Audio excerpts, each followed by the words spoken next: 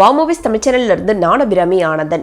என்ன சிஸ்டர் எப்பயுமே ஞாயிற்றுக்கிழமை வீடியோவே போட மாட்டீங்களே, என்ன புதுசாக ஒரு வீடியோ அப்படின்னு சொல்லி யோசிக்கலாம்.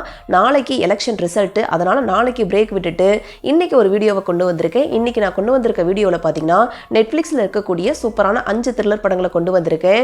இதில் ஒரே ஒரு படம் மட்டும் தமிழ் டப்பிங்கில் இல்லை, மீதி இருக்கக்கூடிய 4 படங்களுமே தமிழ் டப்பிங்லேயே அவைலபிளாக இருக்குது. அது என்னென்ன படங்கள் அப்படிங்கிறத பார்க்கறதுக்கு முன்னாடி நம்ம வாவ் மூவிஸ் தமிழ் சேனலில் இது வரைக்கும் சப்ஸ்கிரைப் பண்ணாமல் பார்த்துட்டு இருந்தீங்கன்னா ஸோ ப்ளீஸ் சப்ஸ்கிரைப் பண்ணுங்கள். இந்த வீடியோ உங்களுக்கு பிடிச்சிருந்துச்சு அப்படின்னா லைக் பண்ணுங்க, கமெண்ட் பண்ணுங்க, ஷேர் பண்ணுங்க. இப்போ வாங்க நம்ம வீடியோக்குள்ள போகலாம். இப்போ நம்ம ஃபர்ஸ்ட்டாக பார்க்க போகிற படம் 2024 வருஷம் ரிலீஸ் ஆன அமெரிக்கன் படமான கேரி ஆன் அப்படிங்கிற ஒரு சூப்பரான த்ரில்லர் படம். இந்த படத்துடைய கதை என்ன அப்படிங்கிறத நம்ம பார்த்துடலாம். படத்துடைய ஆரம்பத்திலே நம்ம ஹீரோவை காட்டுறாங்க. நம்ம ஹீரோ ஏர்போர்ட்டில் செக்யூரிட்டி கார்டாக வேலை செஞ்சுட்டு இருக்காரு. அவருடைய வேலை என்ன அப்படின்னா, ஏதாவது லக்கேஜ் வந்துச்சு அப்படின்னா அதை ஸ்கேன் பண்ணிட்டு அதில் எந்த ஒரு பிரச்சனையும் இல்லைன்னா உள்ள அனுப்புறது தான் அவருடைய வேலை. ஒரு நாள் அவருடைய டேபிளில் ஒரு ஏர்பேட் இருக்குது. அது யாருது அப்படின்னே தெரியல. அந்த ஏர்பேடை கையில் எடுக்கும்போது அவருடைய ஃபோனுக்கு ஒரு மெசேஜ் வருது. அந்த மெசேஜில் என்ன சொல்கிறாங்கன்னா, இந்த ஏர்பேடை எடுத்து உன்னுடைய காதுல மாட்டு, நாங்க சொல்றதை நீ மட்டும் செய்யல அப்படின்னா உன்னுடைய ஒய்ஃபை நாங்க கொன்றுவோம் அப்படிங்கிற மாதிரி மிரட்டுறாங்க. அவங்க என்ன சொல்றாங்கன்னா, இப்போ ஒருத்தன் ரெட் கலர் கேப் போட்டுட்டு வருவான், அவன் கொண்டு வந்திருக்க லக்கேஜை நீ செக் பண்ணிட்டு அதுல எந்த பிரச்சனையும் இல்லை அப்படின்னு சொல்லிட்டு உள்ள அனுப்பணும். இதை மட்டும் நீ சரியா பண்ணல அப்படின்னா உன்னுடைய ஒய்ஃபை கொன்றுவோம் அப்படின்னு சொல்லி மிரட்டுறாங்க.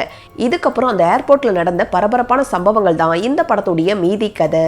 இந்த படத்துல எனக்கு ரொம்ப பிடிச்ச விஷயமே, படம் ஆரம்பிச்சதுல இருந்து த்ரூ அவுட் கிளைமேக்ஸ் வரைக்கும் நல்ல பரபரப்பாவே கொண்டு போயிருப்பாங்க. ஒரு சில காட்சிகள்லாம் நல்லா த்ரில்லிங்காவே இருந்துச்சு. இந்த மூவில வரக்கூடிய ஃபைட் சீக்வன்ஸ் எல்லாம் நல்லா சூப்பராகவே கொண்டு போயிருந்தாங்க. டெக்னிக்கல் சைடில் மேக்கிங் எல்லாம் ரொம்ப நீட்டாகவே இருந்துச்சு. படத்தில் நடிச்சிருந்த ஹீரோவா இருக்கட்டும் வில்லனா இருக்கட்டும் 2 பேருடைய பர்ஃபார்மன்ஸும் வேற லெவலில் இருந்துச்சு. ஓவராலாக பார்த்தீங்க அப்படின்னா இது ஒரு நல்ல ஒரு த்ரில்லர் படம் தான். த்ரில்லர் ஃபேன்ஸ்க்கு கண்டிப்பாக பிடிக்கக்கூடிய ஒரு படம் தான். இந்த படம் நெட்ஃப்ளிக்ஸில் தமிழ் டப்பிங்குடைய அவைலபிளாக இருக்கு. IMDbல 10க்கு 6.5 ரேட்டிங்ஸ் கொடுத்துருக்காங்க. அடல்கனெல்லாம் எதுவுமே இல்லை, நீங்கள் தாராளமாக ஃபேமிலியோடையே பார்க்கலாம். இப்போ நம்ம ரெண்டாவதாக பார்க்க போகிற படம் 2025 வருஷம் ரிலீஸ் ஆன ஹிந்தி படமான தூம் தாம் அப்படிங்கிற ஒரு டார்க் காமெடி கலந்த ஒரு த்ரில்லர் படம். இந்த படத்துடைய ஸ்டார்டிங் ஸ்டோரி என்ன அப்படிங்கிறத நம்ம பார்த்துடலாம். படத்துடைய ஆரம்பத்திலே நம்ம ஹீரோ ஹீரோயின் 2 பேருக்குமே கல்யாண ஏற்பாடு நடந்துட்டு இருக்கு. இது வந்து வீட்டில் அரேஞ்ச் பண்ண மேரேஜ் தான். 2 பேருக்குமே ஒருத்தரை பற்றி ஒருத்தர் முழுசாக தெரியாது. இவங்களுக்கு கல்யாணமும் ஆகுது. அன்னைக்கு நைட்டு ஒரு ஹோட்டலில் ரூம் புக் பண்ணியிருக்காங்க. அப்போ அந்த ரூமுடைய டோரை யாரோ தட்டுற சத்தம் கேட்குது. கதவை திறந்து பார்த்தா 2 பேர் கையில் துப்பாக்கியோட வந்து நம்ம ஹீரோ கிட்ட சார்லி எங்க அப்படின்னு சொல்லி கேட்டு மிரட்டுறாங்க.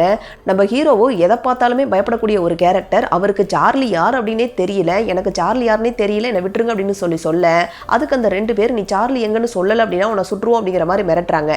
அந்த டைம்ல அவங்க கிட்ட இருந்து தப்பிக்கிறதுக்காக நம்ம ஹீரோவும் ஹீரோயினும் அங்கிருந்து தப்பிச்சு ஓடுறாங்க. இதுக்கப்புறம் இவங்க வாழ்க்கையில சந்திச்ச பிரச்சனைகள் தான் இந்த படத்துடைய மீதி கதை.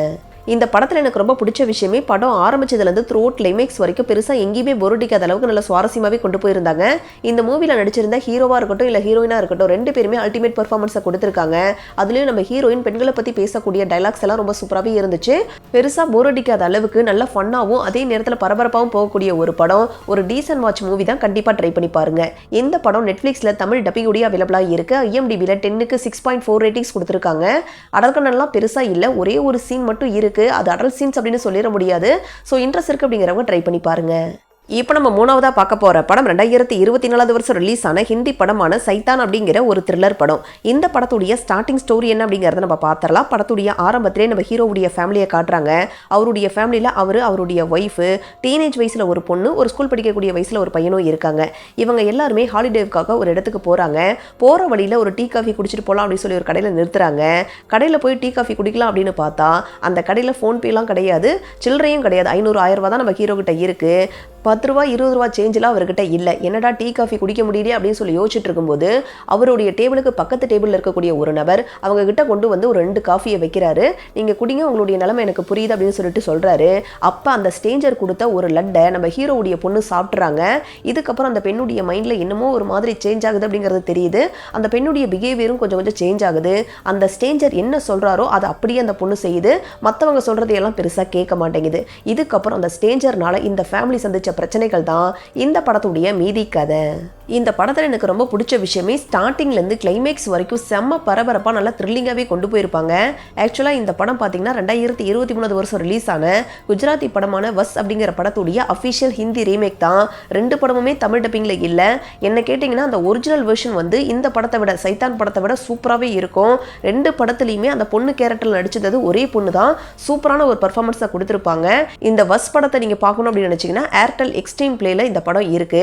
ஆனா சைத்தான் படம் நெட்ஃபிளிக்ஸ்லயே அவைலபிளா இருக்கு. IMDbல 10க்கு 6.5 ரேட்டிங்ஸ் கொடுத்துருக்காங்க. ரெண்டு படமுமே தமிழ் டப்பிங்ல இல்ல.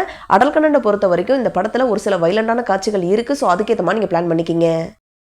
இப்போ நம்ம நாலாவதாக பார்க்க போகிற படம் 2023 வருஷம் ரிலீஸ் ஆன மலையாள படமான ரெட்டை அப்படிங்கிற ஒரு கிரைம் த்ரில்லர் படம். இந்த படத்துடைய ஸ்டார்டிங் ஸ்டோரி என்ன அப்படிங்கிறத நம்ம பார்த்துடலாம். படத்துடைய ஆரம்பத்திலே நம்ம ரெட்டையர்களாக இருக்கக்கூடிய 2 ஹீரோக்களை காட்டுறாங்க. 2 பேருமே ஒரே ஸ்டேஷனில் தான் போலீஸாக வேலை செஞ்சுட்டு இருக்காங்க. ஒருத்தர் ASIயாக இருக்காரு, இன்னொருத்தர் DSPயாக இருக்காரு. இந்த ASIயாக இருக்கக்கூடிய நம்ம ஹீரோ ஒரு நாள் ஸ்டேஷனில் ஃபங்க்ஷன் நடக்கும்போது துப்பாக்கியால் சுடப்பட்டு இறந்து கிடக்கிறாரு. அவர் தற்கொலை பண்ணிக்கிட்டாரா இல்லை கொலை செய்யப்பட்டாரா அப்படிங்கிறத இன்வெஸ்டிகேட் பண்ணுறதுக்காக இன்னொரு ஹீரோ களத்துல இறங்குறாரு. இதுக்கப்புறம் இது கொலையா தற்கொலையா, இதுக்கு பின்னாடி இருக்கக்கூடிய காரணம் என்ன அப்படிங்கறத நம்ம ஹீரோ கண்டுபிடிச்சாரா இல்லையா அப்படிங்கிறது தான் இந்த படத்துடைய மீதி கதை. இந்த படத்துல டியூவல் ரோல்ல நடிச்சிருந்த ஹீரோவுடைய பெர்ஃபார்மன்ஸ்லாம் சூப்பராகவே இருந்துச்சு. இந்த மூவில கிளைமேக்ஸ்ல நம்ம யாருமே எதிர்பார்க்காத அளவுக்கு ஒரு ட்விஸ்ட் இருக்கு. கிளைமேக்ஸ்லாம் நல்லா எமோஷனலாகவே கொண்டு போய் முடிச்சிருந்தாங்க. இந்த படத்துல வரக்கூடிய இந்த இன்வெஸ்டிகேஷன் அப்படிங்கிறது கொஞ்சம் ஸ்லோவா போற மாதிரி இருந்தாலும் பெருசா எந்த இடத்துலையுமே போர் அடிக்காத அளவுக்கு நல்லா சுவாரஸ்யமாகவே கொண்டு போயிருந்தாங்க. மேக்கிங் வைஸ் ரொம்ப நீட்டாகவே பண்ணியிருந்தாங்க. நல்லா சுவாரஸ்யமாகவே போகக்கூடிய ஒரு படம். கண்டிப்பா கிரைம் த்ரில்லர் ஃபேன்ஸுக்கு பிடிக்கிற மாதிரியான ஒரு படம் தான். ட்ரை பண்ணி பாருங்க. ஒரு நல்ல படம். இந்த படம் நெட்ஃபிளிக்ஸ்ல தமிழ் டப்பிங் உடைய அவைலபிளா இருக்கு. IMDbல 10க்கு 7.7 ரேட்டிங்ஸ் கொடுத்துருக்காங்க. அடல் கண்டனை பொறுத்த வரைக்கும் மைல்டா ஒரு சில காட்சிகள் இருக்கு. ஸோ அதுக்கேற்ற மாதிரி நீங்க பிளான் பண்ணிக்கிங்க.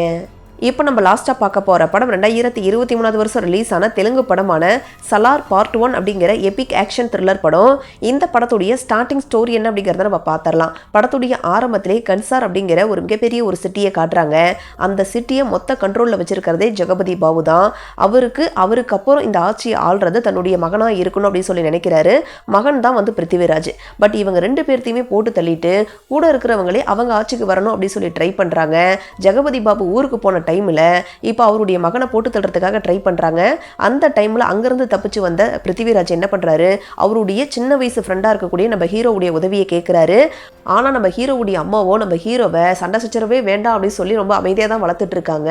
இப்படிப்பட்ட ஒரு சுச்சுவேஷனில் தன்னுடைய ஃப்ரெண்டு அப்படின்னா நம்ம ஹீரோவுக்கு ரொம்பவே பிடிக்கும். தன்னுடைய ஃப்ரெண்டை அந்த சிட்டியில் தலைவனாக உட்கார வைக்கணும் அப்படிங்கிறதுக்காக உதவி செய்ய நம்ம ஹீரோவை களத்தில் இறங்க போக இதுக்கப்புறம் அங்கே நடந்த அதிரடியான சம்பவங்கள் தான் இந்த படத்துடைய மீதி கதை.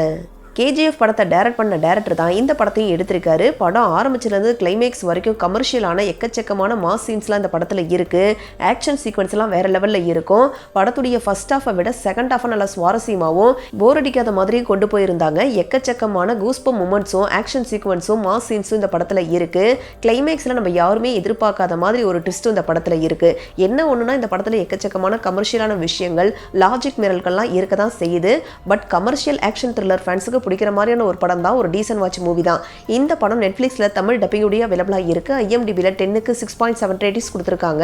அடல் கண்டனை பொறுத்த வரைக்கும் செக்ஸுவலா பெருசா காட்சிகள் கிடையாது. ஆனா எக்கச்சக்கமான வைலண்டான காட்சிகள்லாம் இருக்கு. ஸோ அதுக்கேற்ற மாதிரி நீங்க பிளான் பண்ணிக்கிங்க. ஸோ இதே மாதிரி நிறைய படங்களை பத்தி நீங்க தெரிஞ்சுக்கணும் அப்படின்னு நினைச்சீங்கன்னா மறக்காம வாவ் மூவிஸ் தமிழ் சேனலை சப்ஸ்கிரைப் பண்ணுங்க, லைக் பண்ணுங்க, ஷேர் பண்ணுங்க, கமெண்ட் பண்ணுங்க. தேங்க்யூ.